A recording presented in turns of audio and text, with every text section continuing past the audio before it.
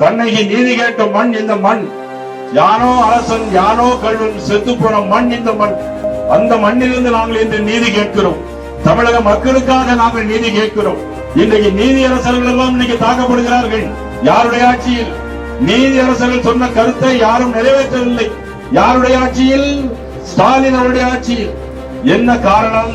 முன்னாள் முதலமைச்சர் கலைஞர் அவர்கள், அதனைத் தொடர்ந்து இப்பொழுது முதலமைச்சர் ஸ்டாலின் அவர்கள், துணை முதலமைச்சராக இருக்கக்கூடிய உதயநிதி ஸ்டாலின் அவர்களை முதலமைச்சராக்க வேண்டும் என்கின்ற ஒரே காரணத்திற்காக இந்த 5 ஆண்டு காலமும் ஆட்சி நடந்ததே தவிர தமிழக மக்களுக்கு எந்த நன்மையும் கிடையவில்லை.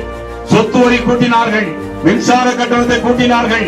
மின்சார கட்டணத்தை 2 மாதத்திற்கு ஒருமுறை இருப்பதை 1 மாதத்திற்கு ஒருமுறை வசூல் பண்ணுவது சொன்னாங்க.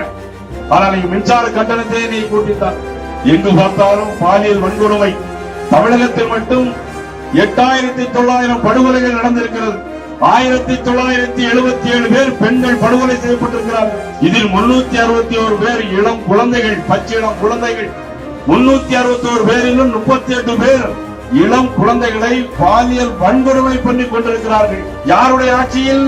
திமுக ஆட்சியில். வர இருக்கிற ஏப்ரல் 23ஆம் தேதி நடைபெறுகிற தேர்தலில் திராவிட முன்னேற்ற கழகம் எல்லா தொகுதிகளிலும் டெபாசிட் இழக்க வைக்க வேண்டும் என்பது இந்த ஆர்ப்பாட்டத்தின் நோக்கம்.